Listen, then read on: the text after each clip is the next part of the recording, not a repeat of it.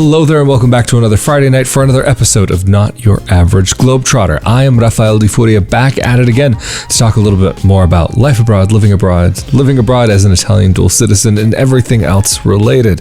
This week it's one of those more everything else related episodes, and there happened to be a comment on a video recently that I wanted to take the time to respond to in a video here. So thank you to Mayo Y for sending this in, because it is an interesting topic. Anyway, let me just read through it quickly.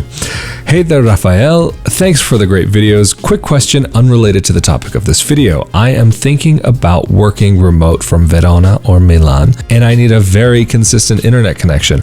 Are Ethernet ports readily available in Italy, or would this be something I have to ask the AirBNB/hostel specifically about? So, this one is actually a topic that I think is somewhat straightforward. I'm not going to say it's complicated, but before I get into this topic, I do want to say a huge thank you to those of you who help to make content possible like this on a monthly basis through Patreon, rafaeldifuria.com/Patreon, patreon.com/rafaeldifuria, and also a big thank you to those of you who also help to make content like this possible through the one-time donations, as well as the shirts, mugs, onesies, and more. But I think it is about time that we get started with this episode, so roll that intro.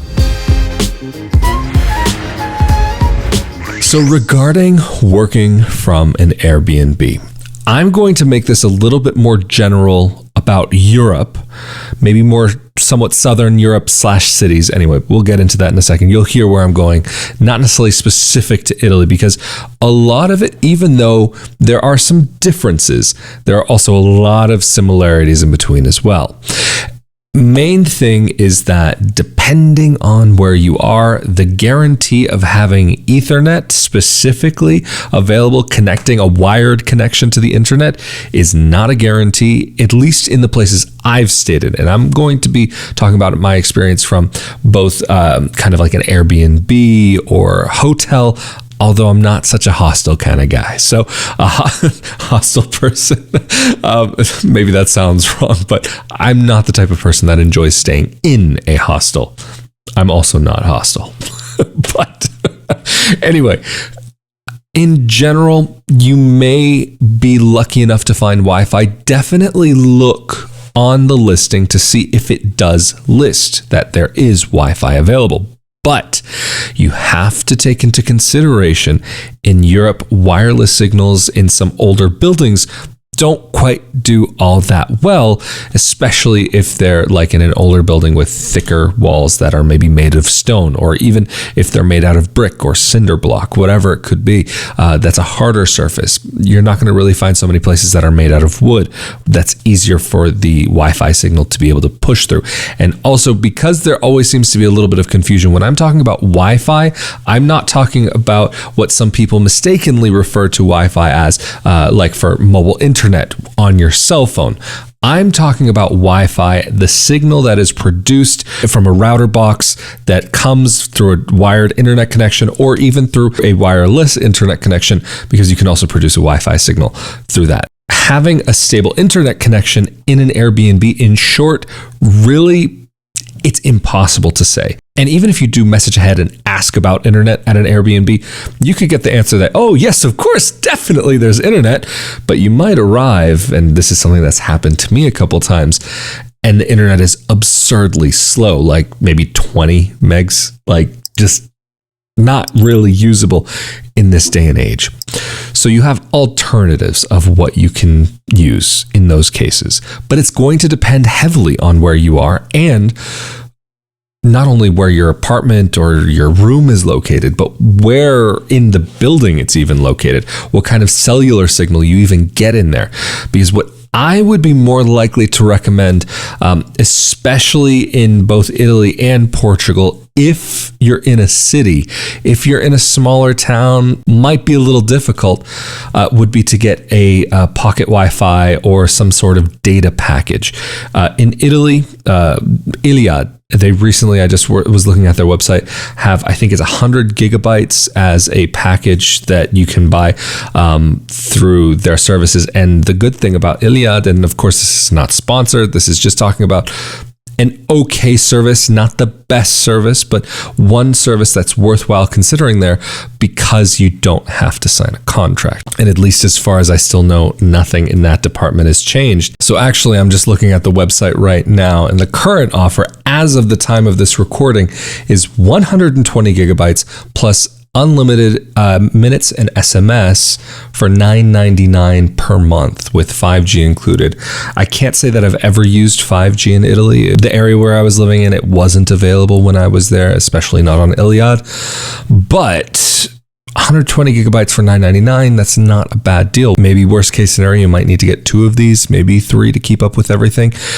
But even then, we're still talking about kind of within the same sort of price range as a normal kind of internet line. But the reason why I say that is because, like I was saying, I personally don't trust when a hotel or when an Airbnb especially says that there's internet available. I know somebody who moved into an apartment in Florence, and it said that internet was included with the monthly rent and this and that. And the owner of the apartment actually owned 2 apartments right next to each other. And it was a very old, outdated router from, I don't know, maybe 10 plus years ago. And the internet speeds were just absurdly low. And then on top of that, it would just cut in and cut out. So maybe you might get lucky, and in that type of situation, your wireless signal might be in the apartment, but is the router something that's going to be able to give you an Ethernet port? Maybe. But are you going to be able to ask about this? Maybe, because the problem is maybe the Airbnb owner may or may not know what it is or what you're asking for, or even if you describe it to them, it could be more complicated than it's worth for them. So that's why I would recommend specifically to move in that direction. Then, when we're talking about working from an Airbnb, I do want to go beyond just the whole idea of the connection of the internet. What I would say also is worth taking into account is the comfort. I've been in places where, yeah, you could pull up at a kitchen table and you would be comfortable enough. But I'm also not the type of person that necessarily enjoys going to a cafe and working. And even in Italy, you can go to a cafe, but you may or may not find Wi-Fi available. And even then, whether it's secure or not, that's another thing. I mean, I know plenty of people who've been hacked on public networks before. Not something that's really recommended, in my personal opinion. Okay, you can use a VPN, but even then, depends on the VPN, and you're only safe between X and Y. There's still the after point beyond that. That's a whole different discussion for another day. How safe are VPNs actually in reality? It's like it protects you between certain points, but doesn't totally protect you. But how comfortable would it be for you? There are some people that they're fine to just sit on a couch, and it totally works for them. But do you have a workstation? Do you need multiple screens? Do you need the ability to be able to have a decent work setup in front of you? This is something that you may or may not find from an Airbnb. You could easily. I mean, I'm not saying it's impossible, but this is one thing that I know a lot of people who are thinking about becoming digital nomads don't necessarily take into consideration. What is the work atmosphere going to be like? And even, for example, just kind of bringing it back to the internet situation. If, say, you're in the apartment and on top, then you do have the Ethernet connection, is the Ethernet going to be anywhere remotely near where you're going to actually be able to set up your laptop or computer or whatever it may be? But then you also may have the freedom to be able to go out onto a beach somewhere, especially like if you get, for example, a mobile phone line that has a lot of data. Then, hey, I mean, you could have a crazy time just doing all kinds of crazy things from all kinds of crazy places. But what I know a lot of digital nomads actually end up complaining about is, okay, I'm on the beach. I'm sitting working behind my computer, but I can't focus. I want to be out there. I don't want to be doing this. And so I know actually a lot of people, for example, who go to Bali and they end up just not necessarily being able to properly focus on work because they want to enjoy what's around them. So that's something that's also worthwhile taking into consideration. I don't know if Mayo, I'm not sure again how it's pronounced, if this person is already a digital nomad or is thinking about becoming a digital nomad. But these are just some things that I might want to take into account personally. I'm not the type of person who would enjoy that lifestyle. There are a lot of people who do, but then there's a lot of people who enjoy it at first and then get burnt out. You'll never know unless you try it. Maybe it's even worthwhile to do it within your area, within your country. Again, like I always say, even about working remotely, worthwhile trying it before you move to another country to make sure it's something that you can do. So in that case, get your remote work that you've already got or that you want to start doing. Make sure you do a month or two of that at home, see if you can afford your lifestyle, and then try going to an Airbnb and working from that Airbnb to see if you actually can do that. Then once you've done your domestic trial, then go for the international, because when you're abroad and if something goes wrong, things get a lot more uncomfortable much faster. I realize I'm maybe being a little bit on the negative and slightly pessimistic side, but again, I do think it's important to be realistic about these things. But then also, again, if you're going to be out in the countryside and maybe you have one of these internet connections that is from cellular, maybe you might be in a place that you actually have fantastic signal. You might be in a place like, even again, like I always bring up Corleone, because I was so shocked at how good the signal I had was there. Like LTE, top speed, like great connection. But then I've been in places even in the center of Milano where it was a little bit towards the back of a building and it just was an older building with thicker walls, so the signal got blocked a bit more. So you're going to always have those situations where it may not be perfect. So then you also have to consider the other factors of living in an Airbnb. Of course, you can only be there for a limited amount of time. And so, okay, that may actually be perfect if you're not planning on moving someplace. But just because there are a lot of you who do end up watching these episodes who are interested in Italian citizenship, living in an Airbnb is not necessarily going to be something that will allow you to be able to claim your residence for Italian citizenship, or at least for the process. Or if you're already an Italian dual citizen, claiming an Airbnb as your residence may also not be possible if you're wanting or needing to sign up for healthcare while you're there. But of course, emergency services are like a right in Italy, so that's not something necessarily to worry about per se, even though you do need to have your health insurance while you're there set up and ready to go. But then, of course, when you are a digital nomad and you do have your space in an Airbnb, and especially if it's a private one and it's not just a room within an apartment, then of course you can allow yourself to get in a regular schedule. You can kind of do your thing when you want, how you want. Like it was mentioned in the comment question about being in a hostel, you may also want to take into consideration the work environment. You may have to be in a public space. You may have to be at a table. You may have to be in your bunk, maybe at least during the hours that you're allowed to actually be there.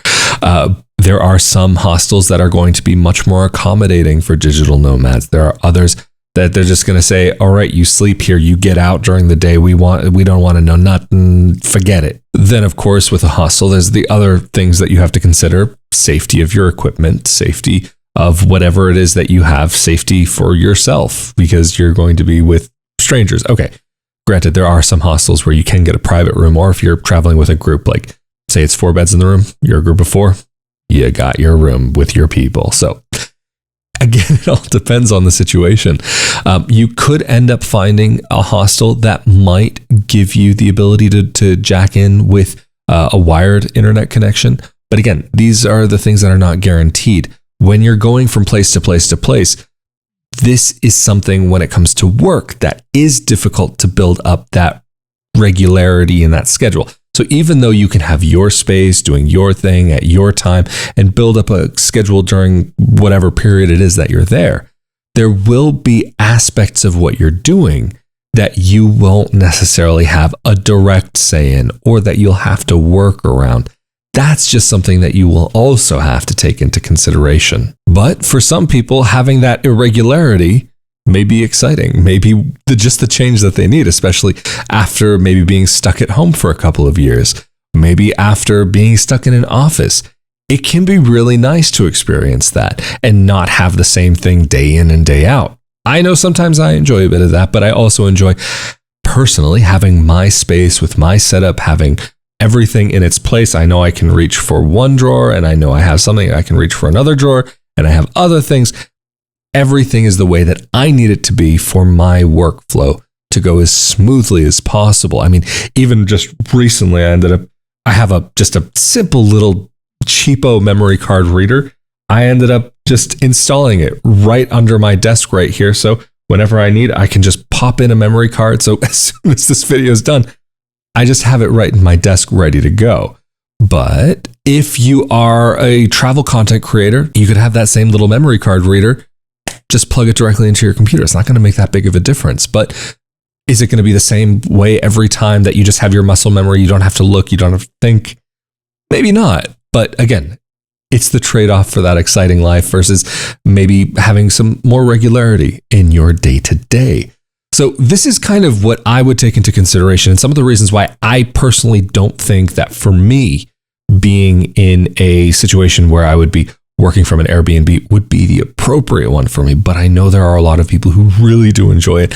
I can think of people off the top of my head who've been in Italy recently just for a month, couple weeks, couple months, whatever it may be, to spend that time to get away from the normal day-to-day hustle and bustle, but still working and doing the digital nomad thing from the country. I mean, even for those of you who've watched the Italian citizenship podcast that I do with Italian attorney Marco Permunian, there is a new visa that will be coming to Italy very soon. And it seems as though they may be behind schedule because if I remember correctly anyway, they had like X amount of time and they've already gone beyond that X amount of time to be able to actually put it into law.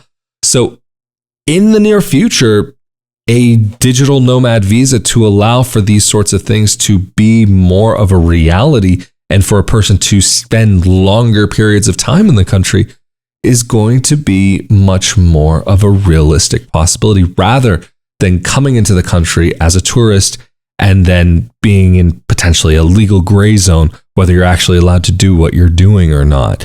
There are people who do it, whether it's legal or not. That's another question. Could you make the argument that it's not legal? Could you make the argument that it's legal? The answer for both could be yes. But I do think this is a great time to wrap things up. So of course, a huge thank you to those of you who helped to make these episodes possible through patreon.com/RafaelDiFuria, RafaelDiFuria.com/Patreon for the monthly support that helps this project to be able to push forward, as well as the one-time donations and the purchases of the shirts, mugs, onesies, and more. Of course, all of the links are down in the more info section here on YouTube. If you're only listening to this as an audio-only podcast and looking for those links, feel free to reach out to me via Instagram @RafaelDiFuria, or you can just come over to YouTube and you'll be able to find it in the more info section underneath the episode. Thank you all so much for joining me again. Stay safe and healthy out there. Of course, as always, I'm Rafael Difuria. This has been another episode of Not Your Average Globetrotter, and I will see you all next time. Later.